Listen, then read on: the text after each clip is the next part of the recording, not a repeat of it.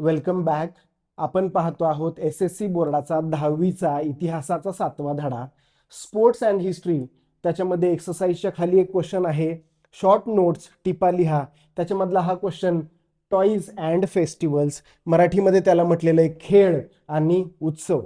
स्क्रीनवर तुम्हाला इंग्लिशमध्ये आणि मराठीमध्ये अशी दोन्ही आन्सर्स बघायला मिळत आहेत. इंग्लिश मिडियमच्या मुलांसाठी इंग्लिशमध्ये आणि सेमी इंग्लिशच्या आणि मराठी माध्यमांच्या मुलांसाठी मराठीमध्ये आपण ते आन्सर बघितलेलं आहे. आणि आपण दोन्ही भाषांमधून एकाच वेळी शिकत आहोत. खूप सुंदर पद्धतीनं आपल्याला हा टॉपिक समजणार आहे.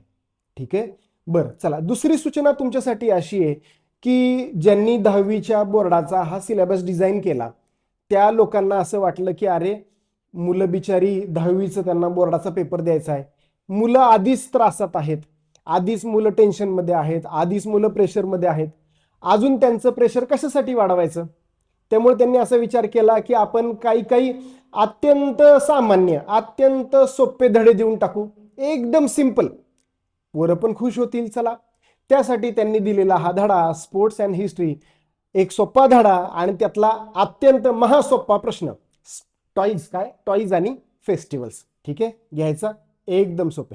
तुमच्या हातामध्ये पेन आणि पुस्तक असेल असं मी धरून चालतो. ठीक आहे, तसं पण तुम्हाला उत्तर सगळं इथं दिसतंच आहे. चला बघायचं. पहिला मुद्दा आहे टॉईज अँड फेस्टिवल. आता त्यांनी काय केलंय बघा, क्वेश्चन मध्ये त्यांनी दोन गोष्टी सोबत दिलेल्या आहेत. टॉईज म्हणजे खेळणी आणि फेस्टिवल्स म्हणजे सण समारंभ किंवा उत्सव. ह्या दोन्ही गोष्टी त्यांनी एकत्र दिल्यात. बघूयात बरं का. Toys and festivals are inter related. Inter related म्हणजे एकमेकांसोबत त्यांचे संबंध आहेत.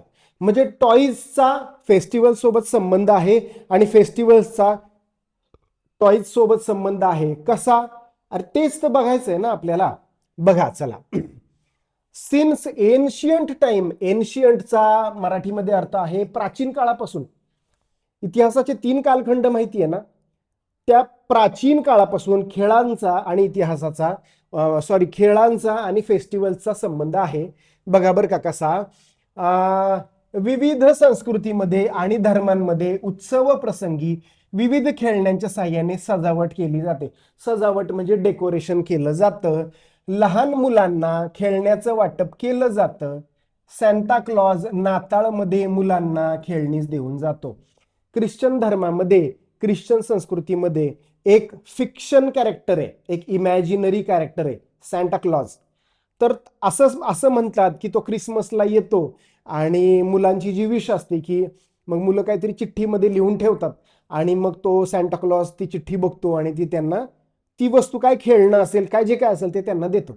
असा एक समज आहे ख्रिश्चॅनिटीमध्ये. ठीक आहे, मग तो काय देतो? तो खेळणी देतो. लहान मुलांना काय देणार आहे? खेळणीच देणार आहे ना. बघा बरं का चला. Toys are used for decoration. हे बघा, हे हाच पॉइंट मराठीमध्ये. In different cultures and religions during festivals Santa Claus gift children toys during Christmas. बरं, हा एक महत्वाचा मुद्दा. एक मुद्दा इथं लिहिलेला नाहीये पण मला पटकन आठवला. आता गणपती येत आहेत. आता मी बोलतोय ते ऑगस्टमध्ये बोलतोय, 2026 ऑगस्ट आहे आणि आता 25 सप्टेंबर पासून गणपती येणार आहेत बरं का. तर गणपतीमध्ये आता गणपती हे स्वतः एक मूर्तीच आहे. बरोबर आहे का? बरं, काही जणांच्या घरामध्ये गौरी असते बघा, गौरी आणि गणपती. तुमच्या घरामध्ये असते का गौरी? आमच्या घरामध्ये पण असते. तर गौरी गणपतीला काय करतात, गौरीच्या पुढची जी सजावट आहे, आता मला आठवतं आम्ही जेव्हा लहान होतो तेव्हा 10 पायऱ्या बनवायचो आणि त्या 10 पायऱ्यांवर फुल ऑन सजावट असायची. मग त्याच्यामध्ये प्राणी असायचे, पक्षी असायचे, मूर्त्या असायच्या, मग ते फळं असायची, मग फराळ असायचा, मग धान्य असायचं, काय काय काय, बाप रे बाप. मग ती काय आहे? ती सगळी खेळणीच आहेत, राईट. चला पुढे बघूया. ड्युरिंग क्रिसमस, मराठीमध्ये बघूया. दीपावलीच्या उत्सवामध्ये महाराष्ट्रामध्ये मातीच्या किल्ल्यांवर, ज्याची आपण सगळे आतुरतेने वाट पाहत असतो.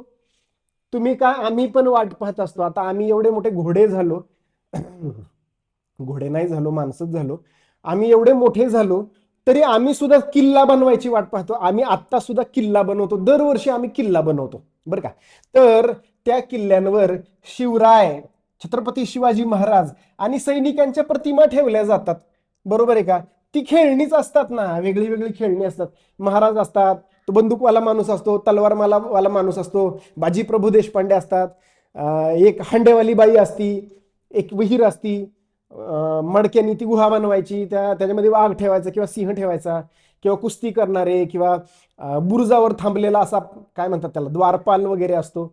ही सगळी काय आहेत? ही सगळी खेळणीच आहेत. बरोबर आहे का? बघा बरं का, इंग्लिशमध्ये पण ती लिहिले बघा, as a part of Diwali celebration in Maharashtra model forts are displaying images of Chhatrapati Shivaji Maharaj, his soldiers and animals which are toys. हे सगळे काय आहेत? ही सगळी खेळणीच आहेत. बरोबर आहे का नाही?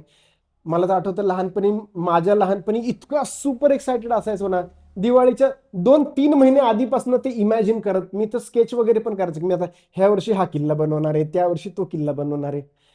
आय होप तुम्ही पण असं करत असाल. ती त्या त्या वयाची ती एक काय म्हणू आपण त्याला, त्या त्या वयाचं ते आकर्षण असतं. त्यानंतर बघूया, गावोगावच्या जत्रा आणि उत्सव प्रसंगी बाजारात मोठ्या प्रमाणात खेळांची दुकानं लावली जातात. तुमच्या गावाची जत्रा असते का? जत्रा, यात्रा, उत्सव, कुठला पण उत्सव, आता नवरात्र असू द्या, नवरात्र आली की देवीच्या मंदिराच्या बाहेर प्रचंड दुकानं, ते पाळणे, ते नाही का ते काय म्हणतात त्याला, तसले वेगळे वेगळे पाळणे, ती डायनोसॉरची रेल्वे आणि ते हेलिकॉप्टर आणि काय काय काय काय, ती सगळी खेळणीच आहेत ना. काही खेळणी छोटी असतात, काही खेळणी मोठी असतात. बघा बरं का, दुकानं लागतात. इथं काय दिले, हां बरं, हा एक एक्स्ट्रा पॉईंट त्यांनी दिलेला आहे. त्याच्यानंतर बघा बरं का, बैलपोळा. बैलपोळा, आता बैलपोळ्यामध्ये छोटे छोटे बैल आपण विकत आणतो. आम्ही कधी कधी हातानं बनवायचो, कधी कधी विकत आणायचो. नागपंचमीला नाग बनवायचा, अशा सण प्रसंगी मातीचं बैल, गाडी, नागोबा अशी खेळणी तयार केली जातात. मुले या खेळण्यांशी खेळतात, स्पर्धा लावतात. संक्रांतीच्या दिवशी मुलं पतंग उडवतात. ही सगळी खेळणीच आहेत. बघा, फेस्टिवल आहे बरं का. आता संक्रांत आणि पतंग, नागपंचमी आणि नागोबा, बैलपोळा आणि बैल, दिवाळी आणि किल्ला आणि किल्ल्यांवरची चित्र, किंवा गणपती आणि गणपती, गौरी, हे सगळे काय आहेत? हे सगळे फेस्टिवल्स आणि खेळणी, राईट. बघा बरं का, हाच पॉइंट इकडे एकदा बघूयात इंग्लिशमध्ये. हा, क्ले इमेजेस. क्ले म्हणजे मातीच्या मूर्त्या बरं का, इंग्लिशमध्ये क्ले.